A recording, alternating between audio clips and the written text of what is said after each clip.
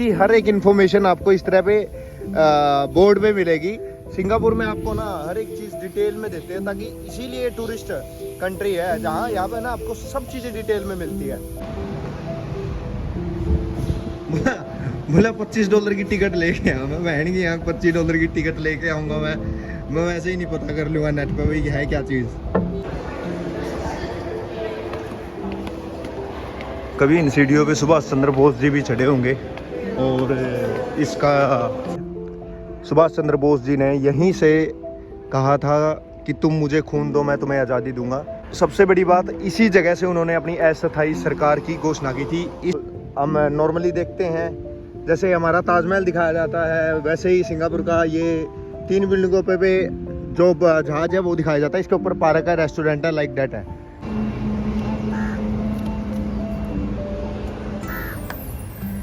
और ये कुछ इस तरह का दिखाई देता है, ठीक है। और इसके उस साइड में जो जहाज है ना, उसके ऊपर बिल्डिंगों के ऊपर, वो उस साइड में इसके। तो ये वही पार्क था जहां पर सुभाष चंद्र बोस जी ने कहा था कि दिल्ली चलो, ठीक है। ये वही पार्क है।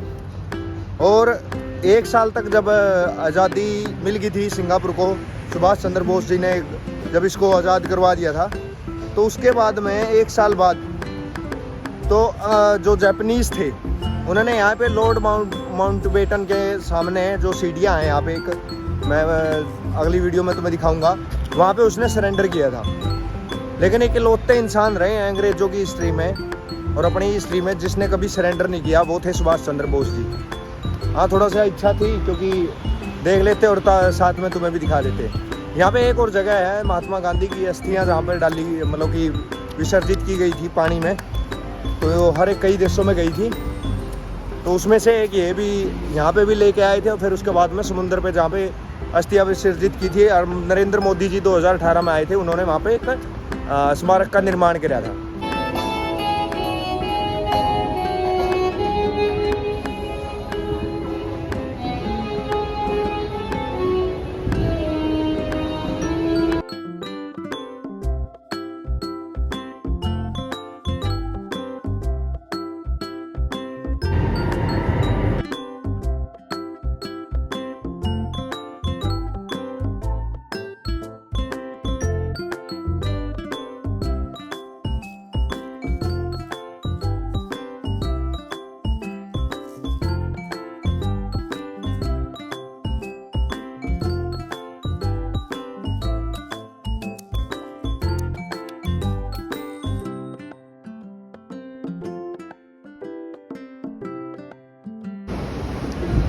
सो राम राम भाई, अभी हूँ मैं सिंगापुर में, और सिंगापुर में मैं एक ऐसी जगह जाने वाला हूँ जिस जगह को देख के सबका दिल मतलब बड़ा खुश होने वाला है। मैं आपने बता दूँ कि मैं जा रहा हूँ स्प्लेंडिड पार्क। ये वो पार्क है, यहाँ पे एक ऐसी इमारत है जो अपने स्वतंत्रता संग्राम से जुड़ी हुई है और देश की धड़कन भी है अपनी।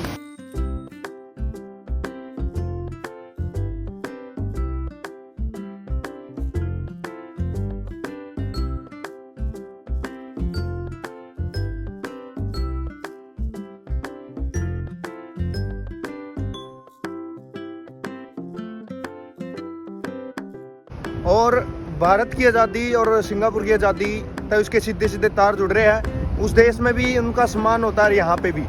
कौन है वो व्यक्ति, एक चीज़ बता दूं तो मैं जान लग रहा हूँ स्प्लेंडिड पार्क में जो सिंगापुर में है। और उस पार्क में एक नारा बुलंद होया था, दिल्ली चलो। याद रखो भी कौन हो उसका है दिल्ली चलो का नारा देने वाले अपने प्यारे सुभाष चंद्र बोस जी।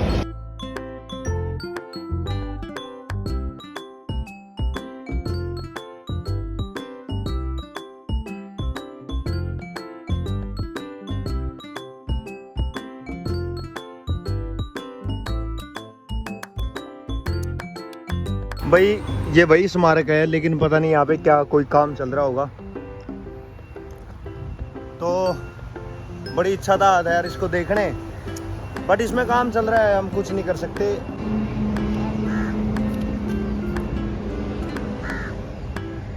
और ये कुछ इस तरह का दिखाई देता है, ठीक है।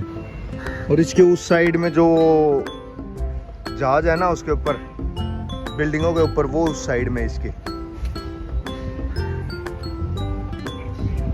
तो ये वही पार्क था जहाँ पर सुभाष चंद्र बोस जी ने कहा था कि दिल्ली चलो, ठीक है। ये वही पार्क है।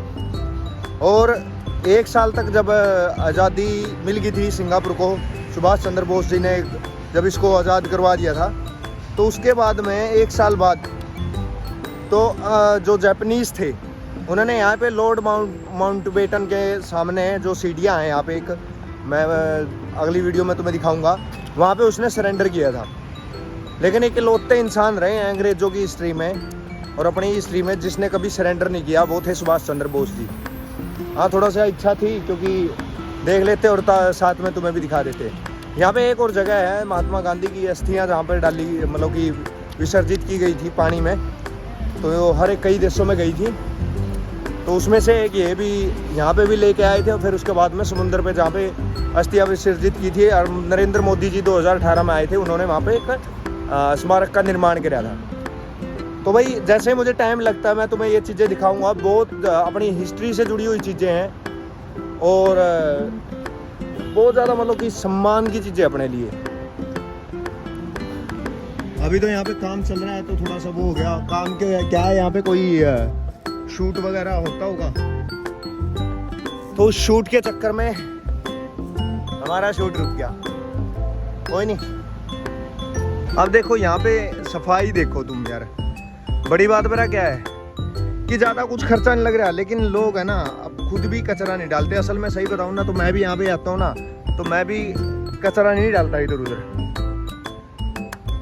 सड़कों के साइड में तुम देखोगे तो भाई सबसे बड़ी बात है उन्होंने दुब्बड़ वगैरह लगा रखी है, उससे और ज़्यादा हरियाली आती है।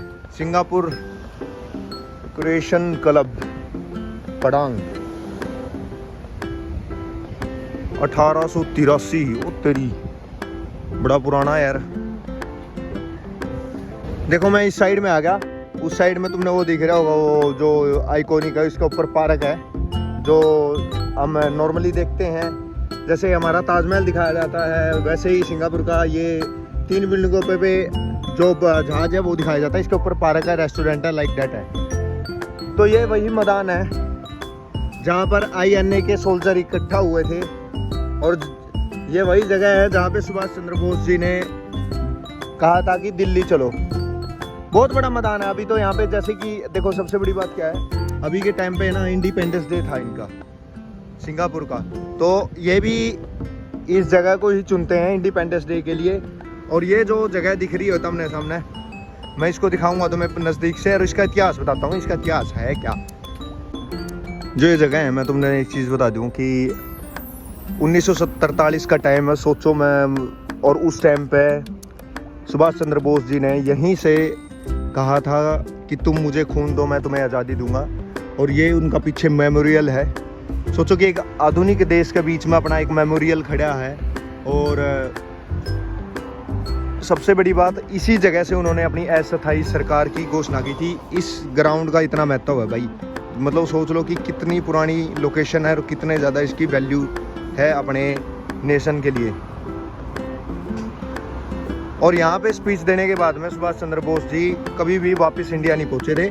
प्रॉपर ये वही लोकेशन, और इसी लोकेशन पे उन्होंने आखिरी बार स्पीच दी थी। इसको सन 1827 के आसपास बनाया गया था। 1827 में एक टाइम पे यहाँ की है ना सिंगापुर का सारा पॉलिटिक्स, जो भी पॉलिटिशियन वगैरह जितनी भी चीज़ें थी, यहीं से काम चलता था। जो भी यहाँ पे काम होते हैं सरकारी, सब कुछ इसी बिल्डिंग से चलता था। तो ये 1827 में इसी जगह पे सुभाष चंद्र बोस जी ने भाषण दिया था, दिल्ली चलो, ठीक है। और इसी जगह पे 1 साल, मतलब कि जब यहाँ पे आज़ाद हो गया था, तो उस टाइम पे क्या हुआ था कि जब अंग्रेज़ों ने इसको, सुभाष चंद्र बोस जी की सेना आई ने इसको आज़ाद करवाया था सिंगापुर को, तो उसके बाद में वो चले गए थे। तो 1 साल या 1.5 साल बाद इन्हीं सीढ़ियों पे जो मतलब कि अंग्रेज़ों ने जापानीज सोल्जर्स ने यहीं पे सरेंडर किया था। उनके जो मेजर जनरल थे इन्हीं सीढ़ियों पे उसने सरेंडर किया था और दोबारा से फिर जो ये था सिंगापुर अंग्रेज़ों के कंट्रोल में चला गया था। बड़ी बात ये है कि अपना एक सोल्जर, अपना एक देशभक्त इतना ताकतवर था जिसने पूरी दुनिया में आग लगा दी थी। तो ये वही बिल्डिंग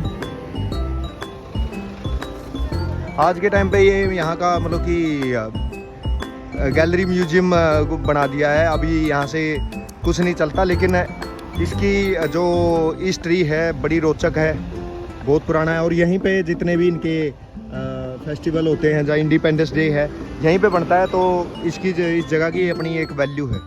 और ये मत सोचो कि जो सुभाष चंद्र बोस जी को हम सम्मान देते हैं, रिस्पेक्ट करते हैं, नहीं भाई। यहाँ के मले, यहाँ के चाइनीज़, हर कोई उनको रिस्पेक्ट करता है। 1945 में जब सुभाष चंद्र बोस जी का जो मेमोरियल था तोड़ दिया गया था, तो 1995 में सिंगापुर ने दोबारा उनका मेमोरियल बनवाया था। ठीक है, तो उनके प्रति है ना सबका प्यार है। यहाँ पे है ना उनकी जो स्मारक है उस पे हर कोई आता है। यहाँ पे हर कोई आता भाई, यूरोपियन भी आते हैं उनके स्मारक पे उस टाइम से ही, शुरू से ही, क्योंकि उस बंदे के गट्स, यार क्या लेवल के गट्स रहे होंगे। ये है national monument, February 1992, supreme court completed in 1939. The former Supreme Court housed the High Court and the Provin to the Boston. देखो यहाँ पे लिख रखे है भाई, देखो many of Singapore landmark cases were tied to her, including the war crime trials of the Japanese occupation from 1946 and 1948, designed by Frank D. Ward, chief architect. तो उस टाइम की है, तो constructed before the second world war. It's a density of the copper. तो इस तरह का इसके कोई तुम देख लो, नेशनल हेरिटेज बोर्ड में डाल रखे यूँ। तो ये है कुछ ऐसी जगह।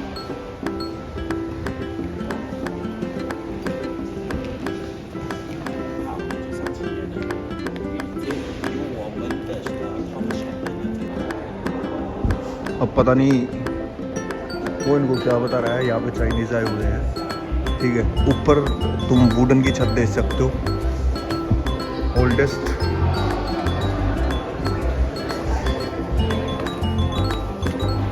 कभी इन सीढ़ियों पे सुभाष चंद्र बोस जी भी चढ़े होंगे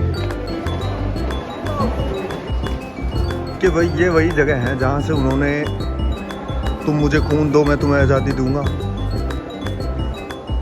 ठीक है। और ये आगे बोर्ड पैनल बना रखा है, सर प्रेसिडेंट अलेक्जेंडर मैकलिन, ये सारे वही है। यहाँ पे चीफ जस्टिस, ये अभी यहाँ का कोर्ट था, सुप्रीम कोर्ट था।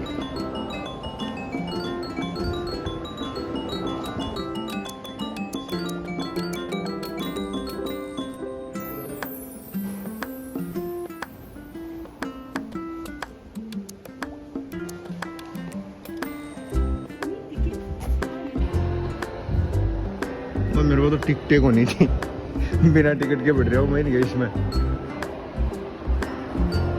चलो कोई नहीं, फिर भी देखेंगे।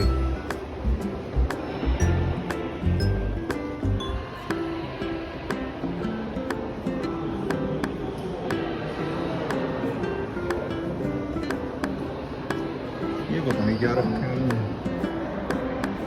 ये चाइनीज खड़े हैं इसमें, ठीक है। ये फोटो तुरवाने लग रहे उस्ताद हैं।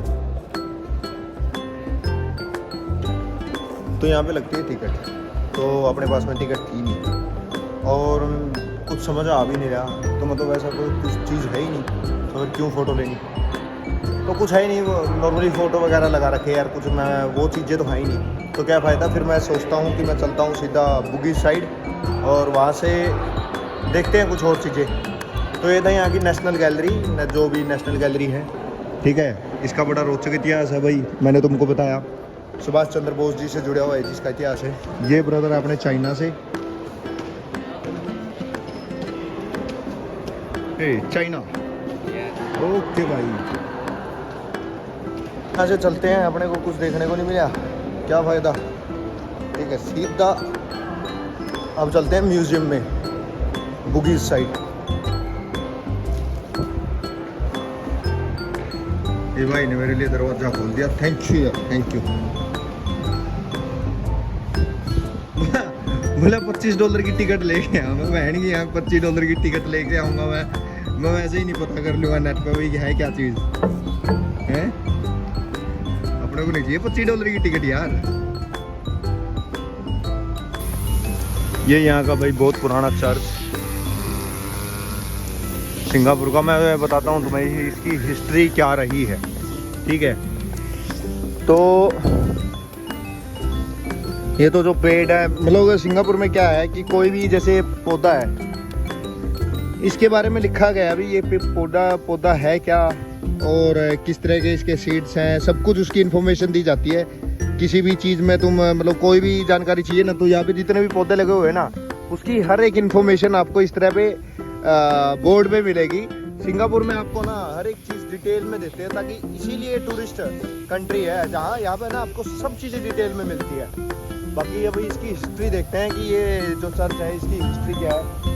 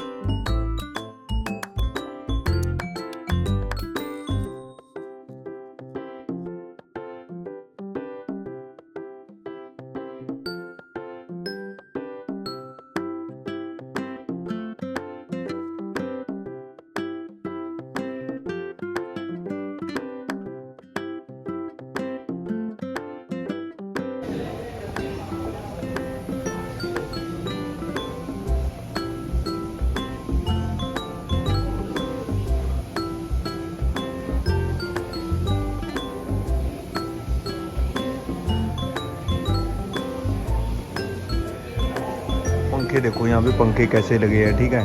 ये तकरीबन 1800 के आसपास में बना था।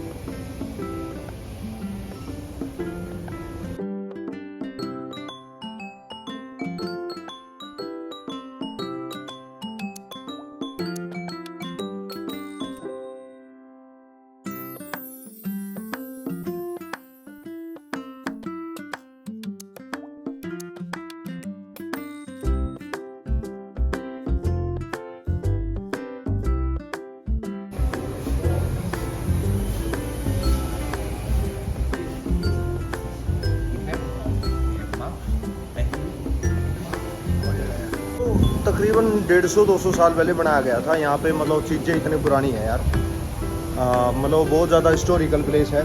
खूबसूरत भी अंदर था, ये ऐसा नहीं है भाई खूबसूरत रही, बहुत प्यार। बाहर से कुछ ऐसा दिख रहा है।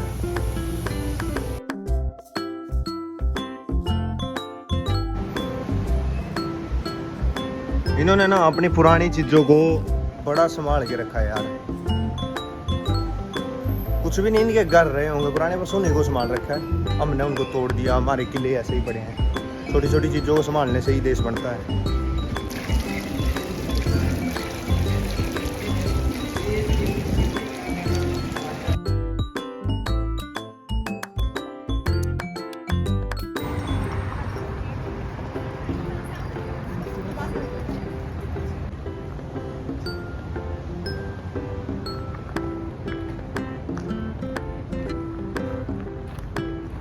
ये 1835 में बना था ये चर्च, तो उस टाइम का है। कुछ सीटिंग वगैरह बैठने के लिए, और ये कुछ ऐसा दिखता भाई आगे से, ठीक है। और देखो कितनी पुराना जो स्ट्रक्चर है यार, लकड़ी से बना रखा प्रॉपर। बहुत प्यारी सीटिंग है।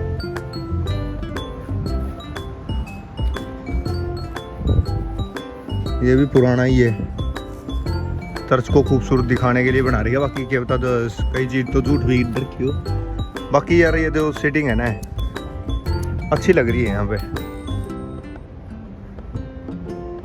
2015 1945 का है यू 1869 तैली का 1945 in lover crease the memory of the darling mother Mary नाना आना।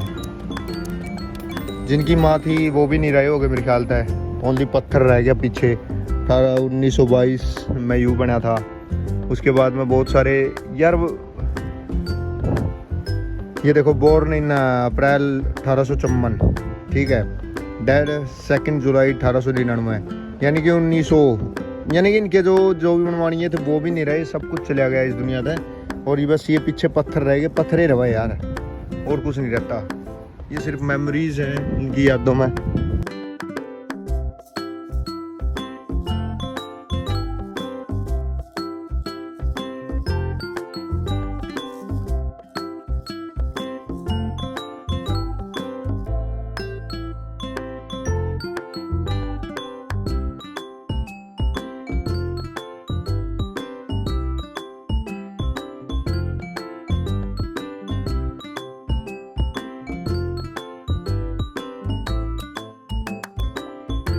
देखो भाई इनके आमने सामने चर्च बना रखे हैं, कितने चर्च बना रखे हैं इन लोगों ने यार।